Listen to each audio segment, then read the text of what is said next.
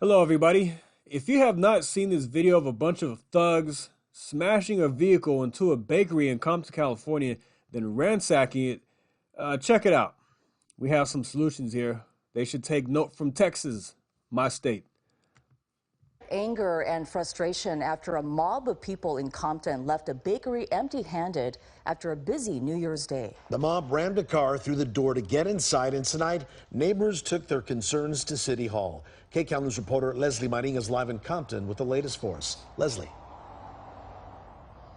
Yeah, Juan, Susie, good evening. And that's where we're at right now, City Hall, because residents came down today to speak to city leaders. They say they are frustrated. They are angry about these street takeovers and about what they saw. Watch as a white SUV backs up not once, but twice into Ruben's Bakery and Mexican food in Compton around 3 a.m. Tuesday morning. Quickly, a group of dozens of people emerge.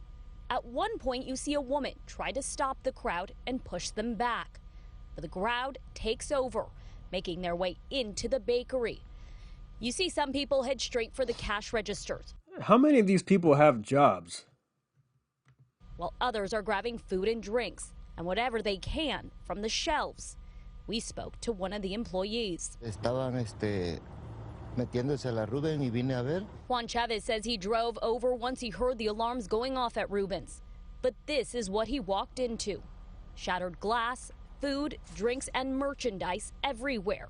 Ruben's left with hundreds of thousands of dollars in damage, following what the sheriff's department says started as a street takeover. So sick and tired of hearing this crap every single day. They've been out there running amok, tearing our streets up. Okay, so the residents of Compton are complaining to city council.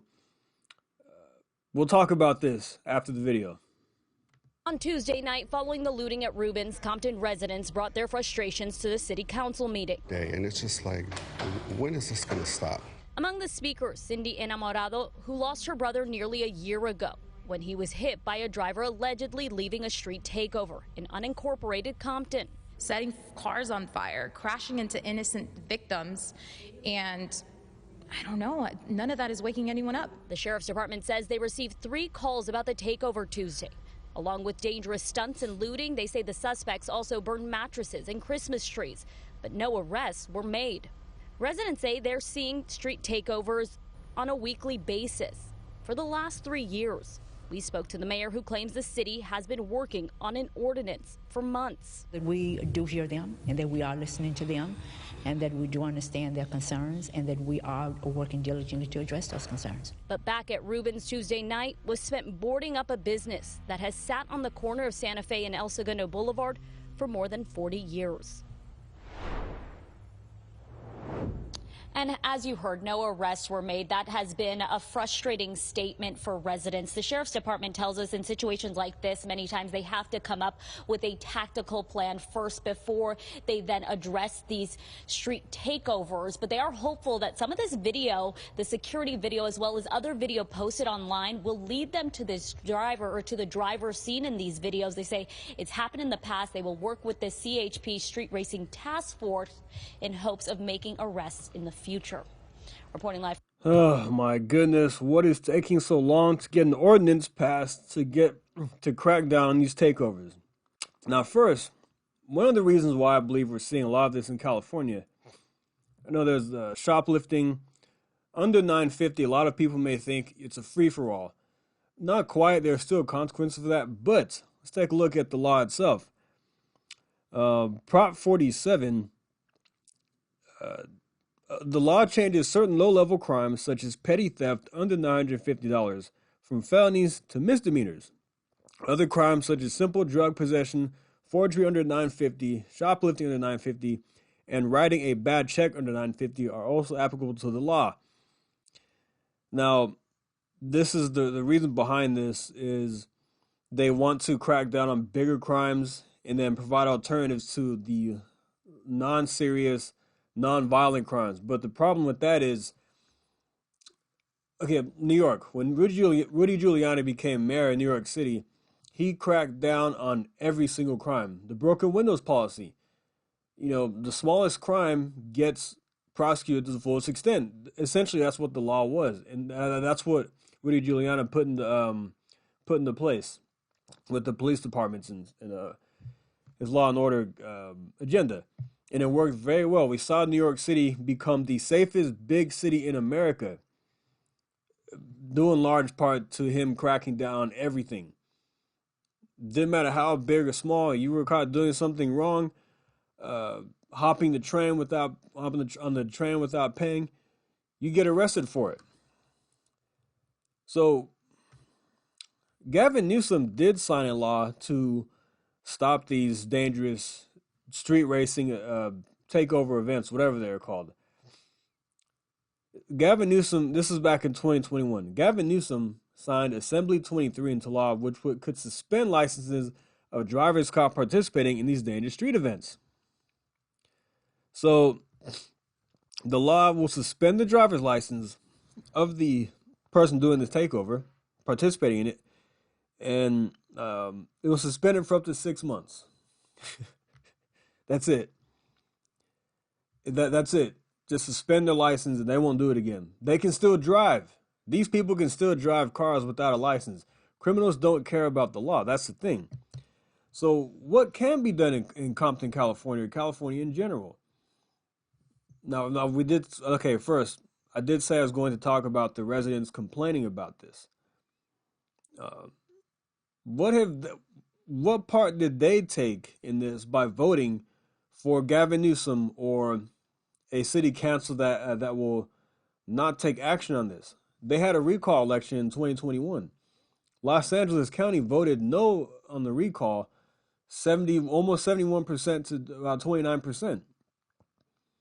I mean, they had an opportunity to get rid of Gavin Newsom, get somebody in like Larry Elder, who would have cracked down on crime. That was one of his big campaign.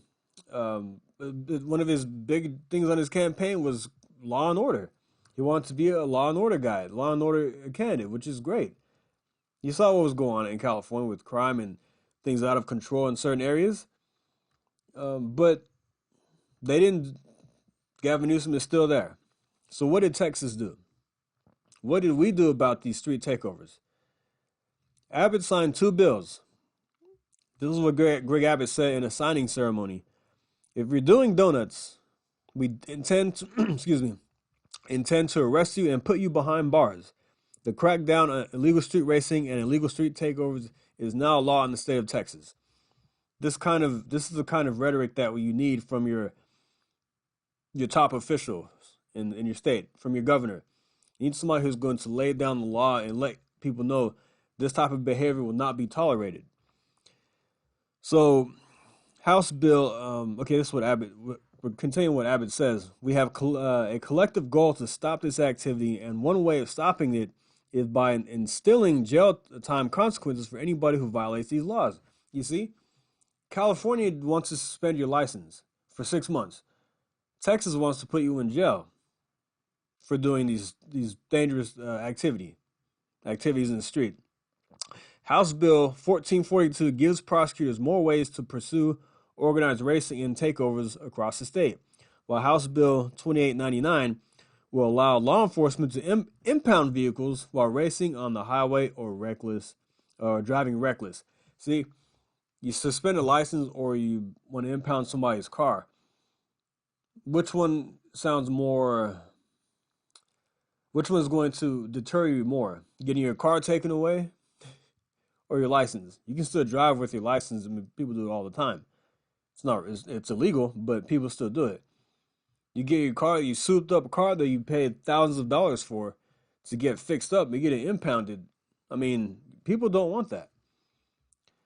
So another thing that we did was we created a task force. So the task force what it does is it allows DPS to. It's slated to pull from DPS divisions, criminal investigations, aircraft operations, Texas Highway Patrol, and intelligence and counterterrorism. So all these entities of law enforcement in Texas are going to work together to crack down on street takeovers. So I've seen a downtick in street takeovers here in Texas. After Abbott got really went hard at this because of what happened in Austin, there was a big street takeover. Abbott said enough is enough, and he got the task force together to crack down on this. He signed 2 bills into law, and there was a street takeover in Fort Worth. DPS was there, Fort Worth PD was there, and they shut it down. And I believe they arrested 5 people who were, the ringleaders. And yeah, that's how you put an end to this nonsense.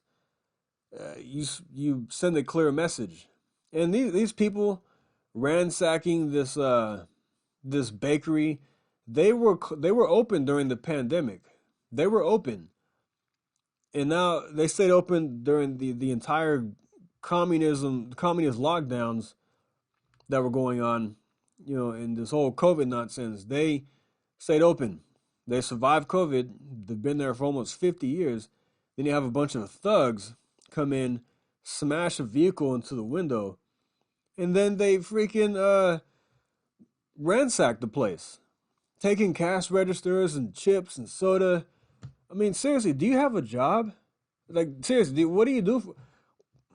My question is, and I'm always wondering about this, what do these people do throughout the day who do these types of things?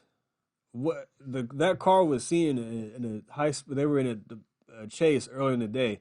They're being chased by the police earlier that same day, and then they got away from them. Now the same car smashed into a bakery.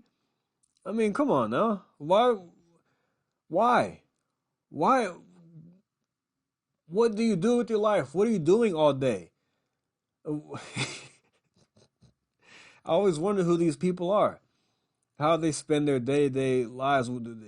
Are they at home playing video games? Are they out there selling drugs? I don't know. I'm always curious about stuff like that, but I'm glad to see that there are certain places where you can go where this is not tolerated. This was becoming a thing in Texas, but we put an end to it. And this is how you crack down on this.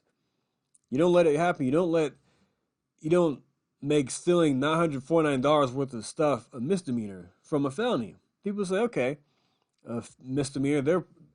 Criminals are not dumb. Well, some of them are, but they know, okay, misdemeanor. They may not get to this case. They may dismiss it, whatever. They have bigger fish to fry. I may not even get caught. It might be a slap on the wrist for me. That's the thing with this $950 law, below $950, going from a felony to a misdemeanor. You lessen the consequences for these thugs, and they feel like they can do what they want. Yeah, so yeah, technically, yes, you will get in trouble for it. So no, it's not a free for all, because you still have, it's a misdemeanor, yeah. But mentally, that going from a felony to a misdemeanor, it's like, hey, I'll take my chances on that. So yeah, anyway, that's my take on this BS that happened in Compton. The people of Compton had an opportunity. I don't know how many of them voted in the recall, but LA County as a whole did not do their job, and they're stuck with Gavin Newsom, who is not cracking down on this nonsense enough. Hey, you voted for it, now you deal with the consequences. Hopefully these people wake up, and then going to city council complaining will get something done. But you also have to make your changes at the ballot box. That's why it's so important to vote, and vote properly. Vote for law and order. If you don't want to vote for anything else, at least vote for law and order, because that impacts your daily life. That's why it's so important to me. Anyway, guys, I'm going to leave it right there. I'm going to start rambling on. Like and subscribe. See you next time. Thank you. Take care.